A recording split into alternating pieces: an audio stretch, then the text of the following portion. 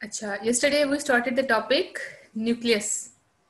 Yes ma'am, nuclear membrane. Nuclear membrane हमने इसको देख लिया था, ठीक है। उसका हमने डायग्राम भी स्टडी कर ली थी, देख ली थी। आज हमने उसके जो नेक्स्ट टू है पार्ट्स हैं, यानी कि थ्री, एक तरह से उसका क्रोमेटिन नेटवर्क, न्यूक्लियोलस, क्रोमोसोम, और हमने ये सारी चीजें आज स्टडी करनी है, ठीक है। और एक लास्ट टॉपिक हमारा रह जाएगा, that is prokaryotes and eukaryotes. Basically we know prokaryotes और यूकैरियोट्स के बारे में ही, कि यूकैरियोट्स वो होते हैं कि जिनका प्रॉपर न्यूक्लियस होता है, ठीक है। यू यानी कि ट्रू, और कैरियोटिक मीन्स के जिनका न्यूक्लियस होता है, और प्रो मीन्स, आप लोग ये पता नहीं कहाँ से ये आवाज आ रही है, थोड़ा सा आप अपना म्यूट कर दें, शायद हो सकता है कि ये अब साउंड खत्म हो जाए, ठीक है। आप मेरी आवाज सुन तो रहे हैं ना? मुझे बेशक रिटन मैसेज भेज दें कि आपको मेरी आवाज आ रही है।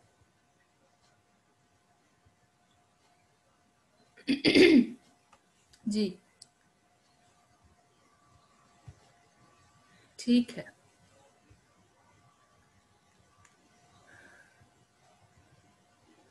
हमने स्टार्ट किया था न्यूक्लियस का टॉपिक। इसके बारे में हमने बेसिक देखा कि किसी किसी डबल मेम्ब्रेन बाउंड्री है, फिर हम डबल मेम्ब्रेन बाउंड न्यूक्लियस मतलब ऑर्गेनेली है, फिर उसके बाद हमने देखा मोनोन्यूक्लिएट क्या है, बायोन्यूक्लिएट, मल्टी न्यूक्लिएट हमने देखे, फिर न्यूक्लियर मेम्ब्रेन देखा। Nuclear membrane is also an outer covering which separates the nuclear material from the outer cytoplasm। फिर इसमें पोर्स होते हैं, बस इतनी ही मेन इसमें एक दो बातें हमने देखी थी। आज हमने न्यूक्लियोलस देखना है कि न्यूक्लियोलस जो उसका इंटरनल मटेरियल है, ये क्या चीज है। It is darkly stained body within the nucleus, यानी कि न्यूक्लियस का भी सेंट्रल पॉइंट जो कि मजीद डार्क कलर का है थोड़ा सा, and it is without any membranous boundary to separate it from the rest of the nuclear material. यानी कि ये न्यूक्लियस के भी अंदर एक और थोड़ा सा डार्क मटेरियल है जिसके भी इर्द गिर्द कोई बाउंड्री नहीं है, ठीक है। देयर में बी वन और मोर न्यूक्लियोलाई द न्यूक्लियस। अब ये न्यूक्लियस के अंदर एक या एक से ज्यादा न्यूक्लियाई हो सकते हैं। अब यहाँ का काम क्या है? अब हमने, आप अपने सेकंड चैप्टर का जो आपका लास्ट टॉपिक है आरएनए, डीएनए एंड आरएनए, तो वहां पर आरएनए की टाइप्स हैं, जैसे होते हैं ना, डीएनए डबल हेलिकल स्ट्रक्चर है, ठीक है। उसमें दो स्ट्रैंड्स होते हैं कि जो एक दूसरे के साथ पैरेलल होते हैं। तो जो आरएनए होता है दैट इज सिंगल स्ट्रैंडेड, सही है, आरएनए सिंगल स्ट्रैंडेड होता है। फिर आरएनए की तीन टाइप्स हैं। पहला है मैसेंजर आरएनए, दूसरा है ट्रांसफर आरएनए, और थर्ड है राइबोसोमल आरएनए। तो राइबोसोमल आरएनए की जो सिंथेसिस होती है वो यहाँ पर होती है, ठीक है। राइबोसोमल आरएनए की सिंथेसिस यहाँ न्यूक्लियोलस या न्यूक्लियोलाई के अंदर होती है, and it is stored in the nucleolus, यानी कि यहीं पर बनता है, यहीं पर स्टोर होता है। इस रीजन के दो पार्ट्स है। It is composed of two region, peripheral granular area composed of precursors of ribosomal subunits. अच्छा, प्रीकर्सर का मतलब क्या होता है कि जैसे रिएक्टेंट्स होते हैं किसी भी चीज को बनाने के लिए, जो चीजें अपनी इनिशियल फॉर्म में होती हैं उसको कहते हैं प्रीकर्सर, यानी कि पहले वाली कंडीशन में। तो इसका जो न्यूक्लियोलस का, अच्छा मैं आपको डायग्राम में भी समझा देती हूँ कि जो ये यहाँ पर ये वाला, ठीक है, कहते हैं कि ये जो न्यूक्लियोलस का जो आउटर रीजन है, पेरिफेरल रीजन है, पेरिफेरी होती है ये बाउंड्री के साथ साथ ग्रेन्यूल्स नजर आते हैं, ग्रेन्युलर जो यहाँ पर ये रीजन है, यहाँ पर प्रिकर्सर्स होते हैं राइबोसोमल आरएनए के, और यहाँ बन बन कर ये अपने सेंट्रल पॉइंट में ये आके ट्रांसफर करता रहता है। ये बात क्लियर है यहाँ तक कि कैसे राइबोसोमल आरएनए सिंथेसाइज्ड और इसको स्टोर किया जाता है। इसके दो रीजन होते हैं, पेरिफेरल ग्रेन्युलर एरिया जो इनके साइड की बाउंड्री है। जी, आपको आवाज आ रही है सबको और समझ भी आ रहा है? Yes ma'am. Okay. It is composed of precursors of ribosomal सब यूनिट्स, यानी कि उसके पार्ट्स सब यूनिट्स के जो बाद में राइबोसोम्स बना देते हैं वो उसके प्रिकर्सर होते हैं। और जिसका सेंट्रल रीजन है, सेंट्रल फिब्रिलर एरिया, फिब्रिल यानी कि जहां पर फाइबर्स की तरह का साइड का ग्रेन्युलर है, यानी कि वो दानेदार मटेरियल है, और जो सेंट्रल है वो धागा नुमा फाइबरल एरिया है। It consist of large molecular weight RNA and ribosomal DNA. कि ये वहां पर उसके अपने मतलब देखे ना साइड्स पर राइबोसोमल आरएनए के चीजें, ठीक है।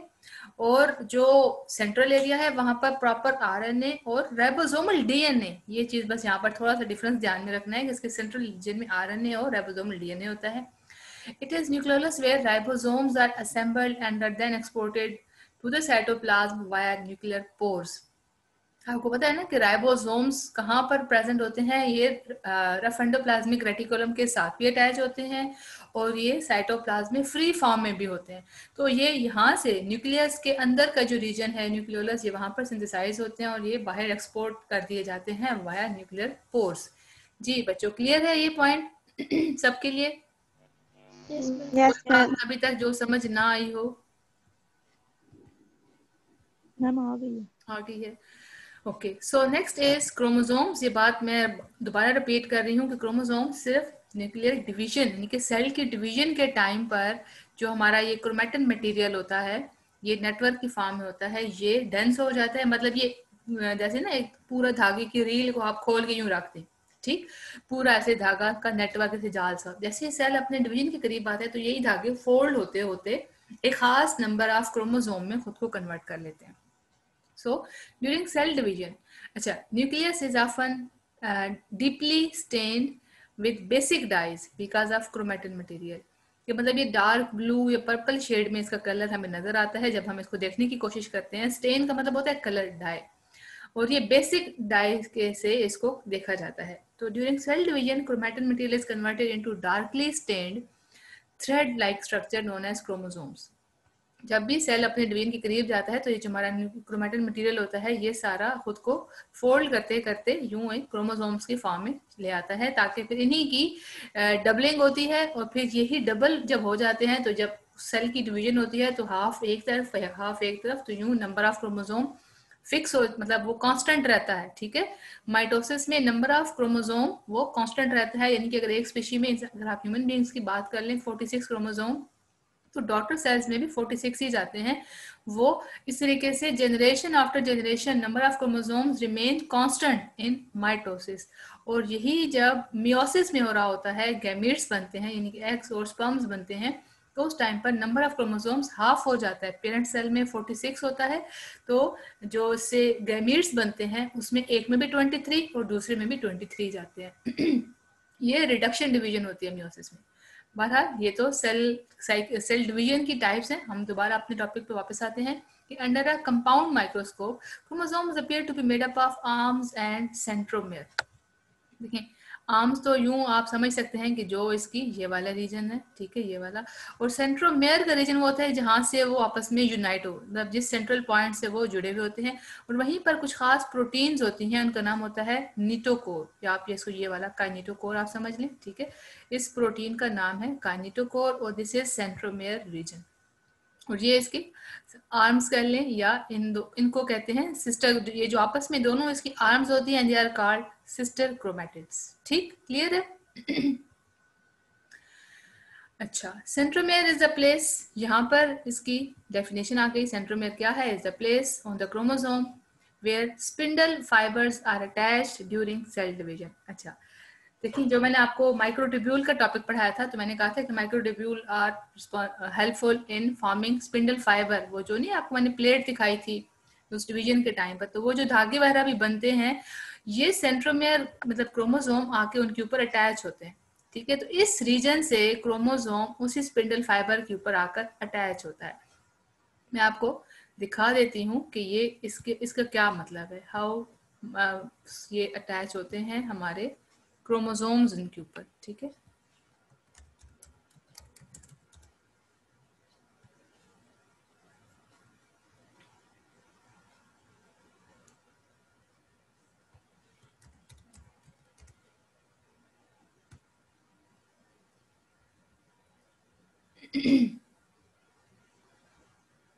जी, ये आप मेरी स्क्रीन देख सकते हैं। ये वाला इस पूरे एरिया को स्पिंडल कहते हैं। ठीक है, तो आप ये देखें तो क्रोमोसोम आके इसी स्पिंडल के ऊपर आके अटैच हुआ हुआ है, और जिस पॉइंट से अटैच हुआ हुआ है देख लें, ये हमने पढ़ा है सेंट्रोमेयर के। सेंट्रोमेयर के एरिया से हमारे क्रोमोसोम इसके ऊपर, इस प्लेट के ऊपर आके अटैच हो जाते हैं। ठीक है, ये आपको ये नजर आ रही है सारा रीजन इस तरीके से, ठीक है। यूं ये सेंट्रियोल और ये स्पिंडल और क्रोमोसोम्स इसके ऊपर आकर अटैच होते हैं with the help of centromere. ठीक होगी बात। सेंट्रोमेयर के पॉइंट पर ये क्रोमोसोम इनके स्पिंडल के ऊपर आकर, अच्छा हाँ ये वाली अच्छी डायग्राम है, ये क्लियर है। ये सेंट्रोमेयर के पॉइंट से साथ में कंजिटोकोर प्रोटीन्स हैं, ट्यूब्यूल्स भी होती हैं, तो ये इस तरीके से स्पिंडल के ऊपर आकर अटैच होती हैं। आगे चलते हैं। Each chromosome consists of two identical chromatids at the beginning of cell division। ये इन दोनों को कहते हैं क्रोमेटिड्स। ये वाला एक ये है, एक ये है, एक ये है, एक ये है, तो दो आइडेंटिकल क्रोमेटिड्स अटैच होते हैं इसके साथ, ठीक है। Chromatid exact replica of chromosome which are held together at centromere, मतलब सेंट्रोमेयर के साथ जो रीजन जिसको आपने कहा सिस्टर क्रोमेटिड्स, तो ये एक दूसरे के साथ बिल्कुल आइडेंटिकल, ये देख रहे हैं, ये हाफ पार्ट इसका आइडेंटिकल है, ये हाफ पार्ट इसका आइडेंटिकल है, इस तरीके से ये वाला इसका आइडेंटिकल है, ये वाला इसका आइडेंटिकल है, तो ये दोनों बिल्कुल एक जैसे होते हैं। ये एक दूसरे को, हम इसको सिस्टर क्रोमेटिड्स भी कह सकते हैं और हम इसको आर्म्स भी कह सकते हैं, ठीक है। अब क्रोमोसोम की क्या कंपोजिशन है? It is composed of DNA and protein. इसमें डीएनए भी होता है, प्रोटीन्स भी होती हैं। All the information necessary to control the activities of cells is located on the chromosome in the forms of genes। अब ये जो हम जीन्स की बात करते हैं, तो जीन्स कहाँ होते हैं? जीन्स हमारे इन्हीं क्रोमोसोम्स के ऊपर होते हैं, ठीक है। इन्हीं क्रोमोसोम को आप जब ओपन करके देखते हैं तो हमें वहां पर ये जीन्स को भी फिर हम जो ओपन करके देखते हैं तो जो हमें डीएनए का डबल हेलिकल स्ट्रक्चर नजर आता है, मतलब इसको बहुत ज्यादा ओपन, ये बहुत डेंस और फोल्डेड फॉर्म में होता है, हमें इसको बहुत ज्यादा ओपन करके देखने की जरूरत होती है। वहां जाके हमें पता चलता है कि न्यूक्लियोटाइड्स, आपको पता है ना, एडनिन, गुआनिन, साइटोसिन, थायमीन, वो मिलकर डीएनए का स्ट्रक्चर बना देते हैं डबल हेलिकल, और उसके बाद उसके साथ प्रोटीन्स भी अटैच होती हैं, तो ये सब मिलकर क्रोमोसोम्स, ठीक है, ये इनके अंदर डीएनए और प्रोटीन, इस तरीके से हमने इसको कहा कि ये this is made up of DNA and protein. The number of chromosome, अब आगे यहाँ से वो चीज हो गई कि कैसे हर एक स्पीशी में नंबर ऑफ क्रोमोसोम कांस्टेंट रहता है generation after generation. In the man each cell contain 46 chromosome, frog में 26, chimpanzee 48, and there are 8 chromosome in fruit fly, Drosophila melanogaster, 16 होते हैं in onion, 48 in potato, 14 in garden pea। The number of chromosomes in normal body cell is diploid, मतलब हमारे पूरे body के sales में number of chromosome पूरी body, तमाम हर तरह के ऑर्गेनिजम्स में, मतलब मोस्टली हर तरह में नहीं, मोस्टली ऑर्गेनिज्म में इनका जो नंबर ऑफ क्रोमोसोम होता है 2n होता है। लेकिन जो इनका नंबर हाफ हो जाता है, मैंने आपसे जैसे कहा गैमीट सेल्स में, जर्म सेल्स में, गैमीट्स में यानी कि human sperms and eggs have, number of chromosome उनका हाफ हो जाता है 23। इसी तरीके से ड्रासोफिला में जो क्रोमोसोम हो जाते हैं वो 4, ठीक है, while those of drosophila has 4 chromosome. क्योंकि देखिए ना 8 उसके नॉर्मल हैं, ठीक है, तो जब इसी के ही जर्म सेल्स में क्रोमोसोम, ड्रोसोफिला क्या है? ड्रासोफिला जो हमारी फ्रूट फ्लाई, ये जो फलों के ऊपर ना मक्खी घूम फिर रही होती, थोड़ी सी बड़ी साइज की, वो होती है ड्रासोफिला मेलानोगास्टर, ठीक है। क्लियर है पॉइंट? यस। ओके, तो इसी तरीके से इनके मतलब नॉर्मल बॉडी सेल में डिप्लॉयड होते हैं। जैसे ही मियोसिस होता है, मियोसिस के रिजल्ट में नंबर ऑफ क्रोमोसोम हाफ हो जाते हैं, और फिर यही हाफ नंबर ऑफ क्रोमोसोम इनके गैमीट्स, जी जी जी, मुझे आपकी आवाज नहीं समझ आई। नहीं आ रही। आवाज नहीं आ रही? समझ नहीं? अब आ गई है मैम। अच्छा मैं ये बात आपको बार बार रिपीट कर रही हूँ कि number of chromosome in normal body cell, मतलब पूरी बॉडी के सेल्स में number of chromosome 2n diploid होता है, ठीक। लेकिन डिवीजन, जब सेक्सुअल डिवीजन होती है, मतलब इसमें मियोसिस होती है, मियोसिस में रिजल्ट में नंबर ऑफ क्रोमोसोम हाफ हो जाते हैं। गैमीट्स में नंबर ऑफ क्रोमोसोम 46 को आप हाफ करें 23 बनता है, ठीक है। ह्यूमन बीइंग में अगर आप 46 को हाफ कर देते हैं 23 एग्स में आ जाता है, 23 स्पर्म्स में आ जाता है। तो यही जब फर्टिलाइजेशन होती है स्पर्म्स और एग सेक्सुअल रिप्रोडक्शन के टाइम पर, जब ये आपस में यूनाइट करते हैं, तो 23 प्लस 23 ये 46 क्रोमोसोम, उसके बाद अगेन जाइगोट में 46 अचीव हो जाते हैं, और यही 46 का जो सेल नंबर है, ये क्रोमोसोम नंबर है। जब वही सेल्स आगे डिवाइड करते चले जाते हैं, तो हर एक सेल में 46 नंबर ऑफ क्रोमोसोम ये कंप्लीट मेंटेन हो जाता है। ये बात समझ आई है सबको या नहीं आई, बताएं। यस मैम, आ गई है। आ गई है, अच्छा। अगला जो हमारा टॉपिक है, मैम, अब थोड़ा सा टाइम भी शॉर्ट है, लेकिन चलिए हम ये डायग्राम देख लेते हैं प्रोकैरियोटिक एंड यूकैरियोटिक सेल्स के। कैसे हमने इसको ओवरऑल पहले स्टडी किया, डेफिनेशन देखी थी। प्रो मीन बिफोर, और कैरियोट्स का मतलब होता है न्यूक्लियस। तो जो पहले प्रीवियस ऑर्गेनिज्म से कि जिनका प्रॉपर न्यूक्लियस, ट्रू न्यूक्लियस नहीं था, दे आर कॉल्ड प्रोकैरियोट्स।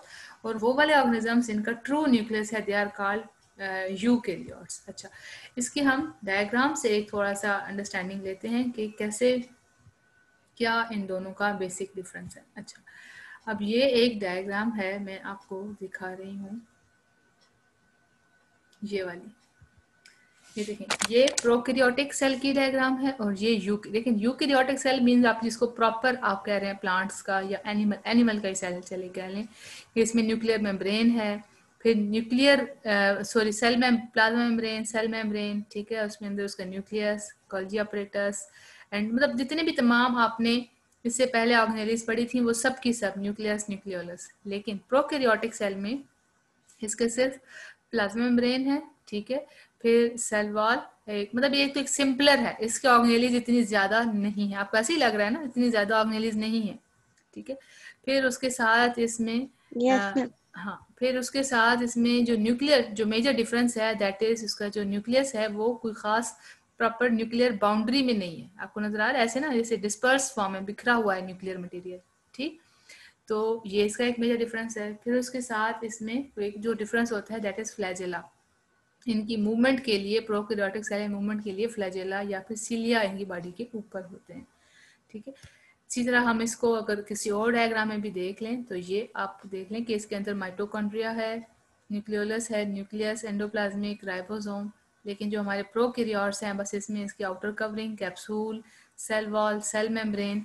अच्छा, राइबोसोम्स भी हैं, क्योंकि प्रोटीन की सिंथेसिस होनी होती है, इसलिए राइबोसोम्स दोनों में होते हैं। और ये न्यूक्लिक एसिड या न्यूक्लिक मटेरियल, ये सारा ऐसे डिस्पर्स फॉर्म में होता है, और इसमें मूवमेंट के लिए। अच्छा, ये अगर आप इस फिगर को आप समझ लें, तो आपको थोड़ा सा और आसान हो जाएगा कि क्या चीजें इनमें कॉमन है, ठीक है, कॉमन क्या चीज है, और डिफरेंस इनमें आपको यहाँ से समझ इजीली आ जाएगा। कि जैसे ये चीजें दरमियान में है, प्लाज्मा मेम्ब्रेन दोनों में है, सेल डिवीजन दोनों में है, साइटोप्लाज्म दोनों में है, राइबोसोम्स और क्रोमोसोम्स दोनों में है, ठीक। लेकिन ऐसा क्या मेन डिफरेंस है, ये वाली चीजें इनके ना मेन पॉइंट्स हैं, ठीक है। कि जैसे इनका साइज बिगर है, इनका साइज स्मॉलर है। ये 2.0 मतलब 0.2 से 2 माइक्रोमीटर इनका डायमीटर है। ये 100 to 10 to 100 माइक्रोमीटर। अच्छा, इसमें मेम्ब्रेन बाउंड न्यूक्लियस है, इसमें अनबाउंड न्यूक्लियाइड, यानी कि न्यूक्लियर मटेरियल कहीं बाउंड फॉर्म में नहीं है। ये जी कम्प्लेक्स अपेंडेजेस हैं, इसमें सिंपल अपेंडेजेस। अपेंडेजेस का मतलब इनकी मूवमेंट के लिए क्या चीजें हैं। फिर इसका सर्कुलर डीएनए है, इनका प्रोकैरियोट्स का, और यूकैरियोट्स का लीनियर डीएनए विद हिस्टोन, यानी कि इसका ना थोड़ा सा लॉन्ग, जैसे आपको पता है डीएनए हमारा डबल हेलिकल, और इसमें प्रोटीन्स भी होती हैं। फिर उसके बाद ये जो हमारा मेम्ब्रेन बाउंड ऑर्गेनेलीज और मेम्ब्रेन रिसेप्टर, आपने देखा ना, हमारे प्लास्टिड्स भी हैं, हमारे गोल्गी अपरेटस भी है, माइटोकॉन्ड्रिया भी है, तो वो सब के सब मेम्ब्रेन बाउंड है। तो ये नो मेम्ब्रेन बाउंड, इसमें कोई प्रोकैरियोट्स में कोई मेम्ब्रेन बाउंड ऑर्गेनेली नहीं है। यहाँ पर बाइनरी फिशन होता है कि जब एक सेल ही बस दरमियान से टूट जाए और उसे वहां से 2 सेल्स बन जाए। तो यहाँ यूकैरियोट्स में प्रॉपर डिवीजन के लिए माइटोसिस होती है, ठीक है। इसमें नो मेम्ब्रेन रिसेप्टर, कोई इसकी मेम्ब्रेन के ऊपर कोई रिसेप्टर नहीं है, इनकी कम्प्लेक्स सेल वॉल है। और यहाँ पर सेल वॉल सिंपल, अगर सेल वॉल जब होती है तो वो सिंपल होती है। यूकैरियोट्स यानी कि प्लांट्स में सेल वॉल होती तो है, लेकिन ये थोड़ी सिंपल होती है। लेकिन प्रोकैरियोट्स की सेल वॉल बड़ी कम्प्लेक्स होती है, मतलब इसमें ना डिफरेंट तरह के और भी केमिकल कंपाउंड्स, इसमें दूसरे ऑर्गेनिक कंपाउंड्स उसमें होते हैं, जिसकी वजह से वो उसकी टफ एंड हार्ड होती है। अच्छा, स्मॉल राइबोसोम्स, छोटे साइज, इनका राइबोसोम्स का साइज छोटा है, ठीक है। आपने जब पढ़ा था ना कि हमारे, जब हम राइबोसोम को स्ट्रक्चर देखते हैं कि 2 सब यूनिट्स होते हैं, एक 60S होता है और एक 40S होता है, ठीक है। और वो मिलके आपको अपना अगर राइबोसोम्स वाला टॉपिक याद हो तो वो मिलकर 80S राइबोसोम्स बनाता है। तो यूकेरियोट्स में राइबोसोम्स का साइज होता है 80S। एस का स्वेटबर्ग यूनिट आपने सुन देखा था। तो यहाँ पर प्रोकैरियोट्स का जो होता है राइबोसोम, दे आर 70S यानी कि स्मॉल राइबोसोम।